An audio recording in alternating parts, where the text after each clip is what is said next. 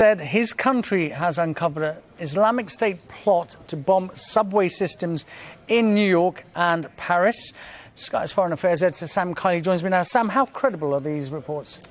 Well, the Iraqi intelligence, I think, would be being a newly appointed or elected Prime Minister of a country that is looking for a great deal of help to the West.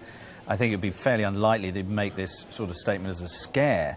What he said, this is Haidar al-Abadi, recently appointed, he was talking to a group of journalists on the fringes of the UN General Assembly, and he said he was asked if this attack, which he said was an attack being plotted against the Paris and New York underground, was the attack imminent? He said yes. Asked if the attack had been thwarted, and he said no, which means that in his book there is a direct and immediate threat to the capital city of France's underground system and the New York subway.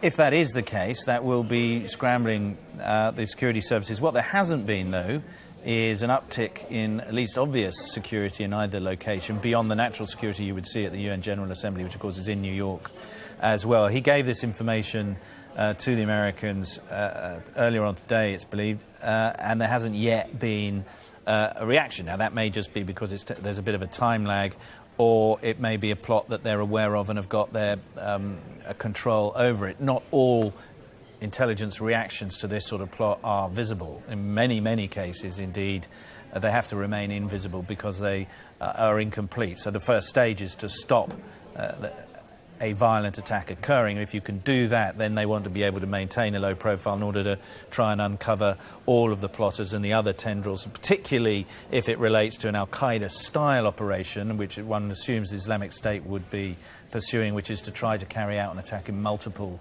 locations, or as we saw in 9/11 with multiple aircraft. No coincidence that it's France and America, two of the countries involved in the bombing campaign right now. Yes, indeed. I mean, the other aspect of this is, of course, this could be a disinformation campaign from Islamic State to get it out there ahead of the parliamentary vote in Britain, signalling to British parliamentarians, not that I think that they would be affected by this sort of stunt, but signalling that if you get involved in airstrikes, there will be payback. That is why they have murdered an Islamic State affiliate, if you like, in Algeria, has murdered a Frenchman yesterday, and of course there have been murders of British and American journalists and aid workers already by Islamic State. So it could be in that context. But there's always an awful lot of chatter around. It's pretty unusual, though, I have to say, for a head of government to go on the record and talk about a terrorist plot in another location. It will reinforce what President Obama and Prime Minister David Cameron has said about the threat being not restricted to that region, but the threat being carried much further afield. Well, this is very much whether or not the terrorists have a kind of notion of the near war, which has always been Islamic State over the last 2 years, which is to fight and gain territory